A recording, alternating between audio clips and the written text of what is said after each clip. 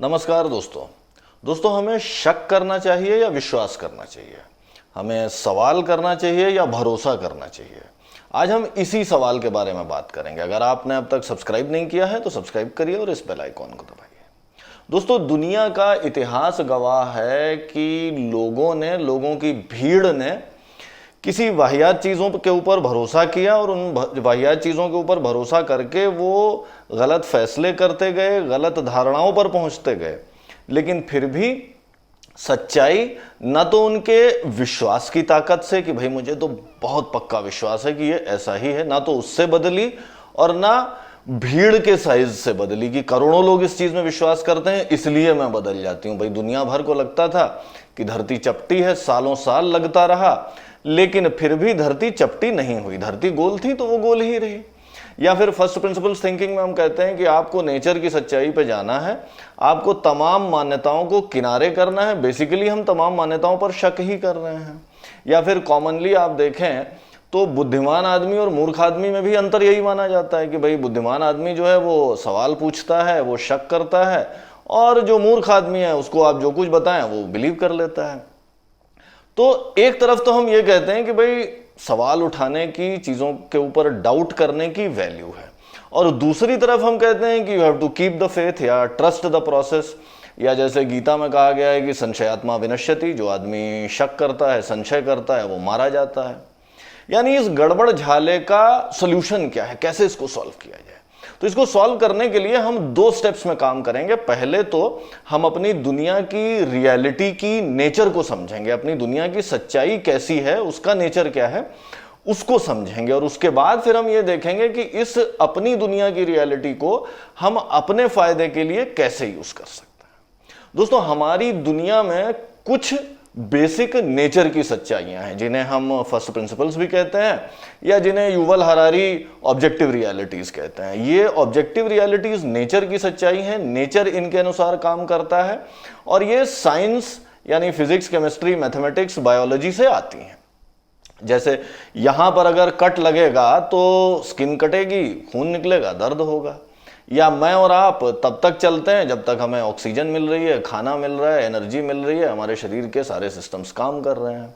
ये नेचर की सच्चाइयां हैं, ये ऑब्जेक्टिव रियलिटीज हैं। दूसरी तरफ अगर आप ध्यान दें तो बहुत पहले जिस समय दुनिया में राजशाही होती थी, राजा का बेटा ही राजा बना करता था, उस समय यह माना जाता था कि भाई राजा के परिवार को कुछ स्पेशल अधिकार प्राप्त हैं, उनका ब्लू ब्लड है, और राजा के परिवार में पैदा होने वाला व्यक्ति ही राजा बन सकता है। यूरोप के कई देशों में मान्यता यह थी कि राजा को डिवाइन राइट टू रूल है।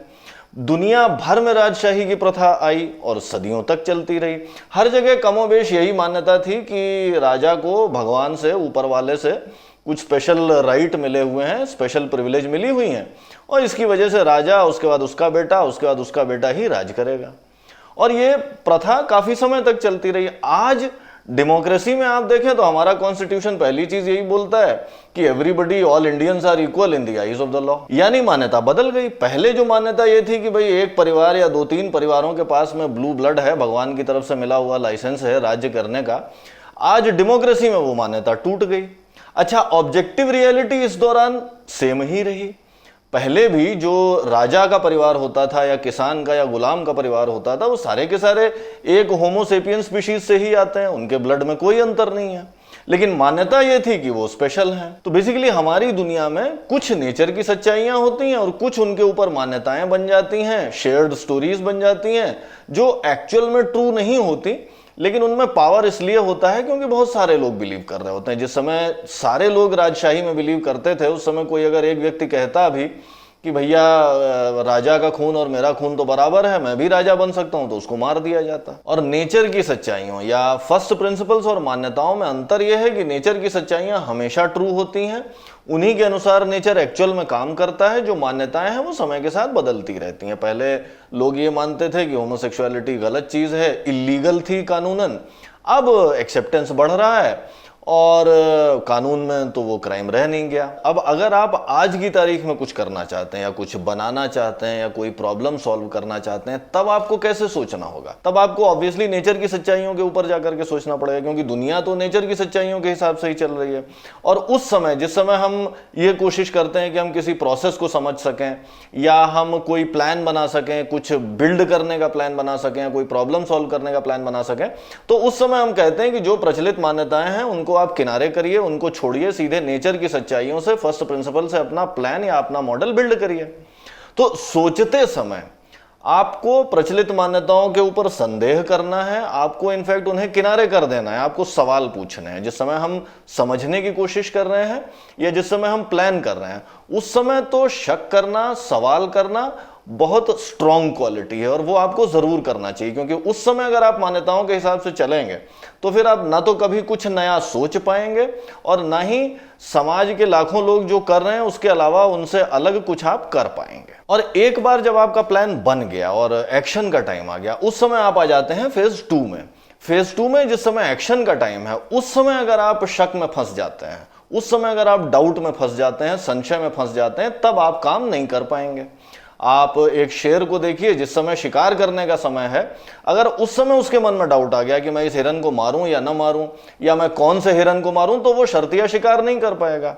या अपनी कोई रियल लाइफ प्रैक्टिकल प्रॉब्लम देखते हैं कि मान लीजिए कि मैं कोई एग्जाम की तैयारी कर रहा हूं, जिस समय मैं ये प्लान कर रहा हूं कि मैं कौन सी किताबें खरीदूं या कौन सा कोर्स ज्वाइन करूं या कौन सी कोचिंग में दाखिला लूं, उस समय तो मुझे शक करना, सवाल करना, अपने तमाम तरह से सोचना बड़ा जरूरी है। लेकिन एक बार अगर मैंने डिसाइड कर लिया कि भाई मुझे इस कोचिंग में ज्वाइन करना है क्योंकि मैंने अपनी रिसर्च की है, ये किताबें मुझे पढ़नी है, अब पढ़ने के समय, एक्शन के टाइम पे अगर मैं डाउट में फंस जाऊंगा कि यार कहीं मैंने गलत किताब तो नहीं ले ली या कहीं मैंने गलत कोचिंग में तो दाखिला नहीं ले लिया, तो उस समय फिर मैं काम नहीं कर पाऊंगा। वहां पर गीता की ये बात कि संशयात्मा विनश्यति बिल्कुल होल्ड करेगी कि आप एक्शन के टाइम पर अगर आप डाउट में हैं तो आप पक्का मारे जाएंगे, कुछ नहीं कर पाएंगे।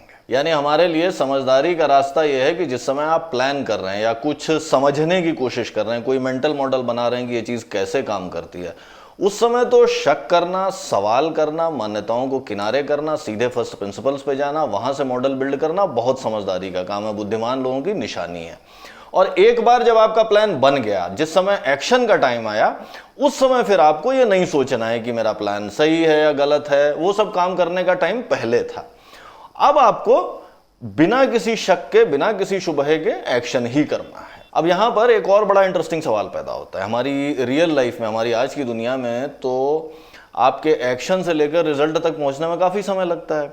अब उस समय के दौरान मान लीजिए कोई नई इंफॉर्मेशन आ जाती है जिससे आपके पुराने असम्पशंस गलत साबित हो जाते हैं। मान लीजिए कि मैं एग्जाम की तैयारी कर रहा हूं, 6 महीने बाद एग्जाम है और 3 महीने बाद अचानक नोटिफिकेशन आता है कि एग्जाम का पैटर्न चेंज कर दिया गया है, तो उस समय तो मुझे ऑब्वियसली अपने प्लान को चेंज करना पड़ेगा, मॉडिफाई करना पड़ेगा। तो वहां पर हमारी बेबी स्टेप्स की टेक्निक बड़ी काम आती है। बेबी स्टेप्स में हम क्या कहते हैं कि आपका जो लंबा टारगेट है, वहां तक के रास्ते को छोटे छोटे बेबी स्टेप्स में तोड़िए और हर बेबी स्टेप को अचीव करिए। अचीव करने के बाद दोबारा अपने प्लान के ऊपर एक नजर डालिए, देखिए कि क्या क्या बदल गया है, क्या क्या नई चीजें आपके पास आ गई हैं और क्या क्या नई चीजें आप अपने प्लान में इनकॉर्पोरेट कर सकते हैं। तो अगर आप इस टेक्निक को फॉलो करते हैं तो फिर आप जो नई इंफॉर्मेशन आती है समय समय पर, उसको भी अपने प्लान में यूज कर सकते हैं।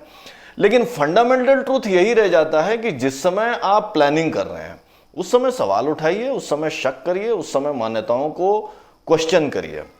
और एक बार जब एक्शन का समय आ गया तब बिना किसी डाउट के एक्शन में लग जाइए और सारा फोकस जो है जीतने पर लगाइए। बेसिकली कि जिस समय आप प्रिपरेशन कर रहे हैं उस समय, वो समय डाउट्स का है, वो समय क्वेश्चंस का है, लेकिन जिस समय आप एक्चुअल में फाइट कर रहे हैं वो समय ये मान के चलने का है कि मैं तो जीतने वाला ही हूं और मुझे फाइट करनी है, दिमाग में कोई डाउट लेकर के नहीं आना। दोस्तों, ये तो थी कहानी शक और विश्वास की। आपको आइदर और का चॉइस नहीं है। ऐसा नहीं है कि मैं शक करूंगा तो मैं उसी का पल्ला पकड़ा रहूंगा या मैं विश्वास करूंगा तो मैं उसी के पल्ले बंध जाऊंगा। आपको दोनों काम करने हैं, अलग अलग फेजेस में करने हैं। प्रिपरेशन के समय, सोचते समय शक करना है, सवाल करना है। काम करते समय बिल्कुल शक नहीं करना, केवल भरोसा करना है, फेथ रखना है कि मैं करूंगा और मैं जीत जाऊंगा, काम हो जाएगा। आज के एपिसोड में इतना ही। अगर आपको ये एपिसोड अच्छा लगा तो दोस्तों के साथ शेयर करिए, लाइक और कमेंट करिए। और अगर आपने अब तक सब्सक्राइब नहीं किया है तो सब्सक्राइब करिए और इस बेल आइकॉन को दबाइए।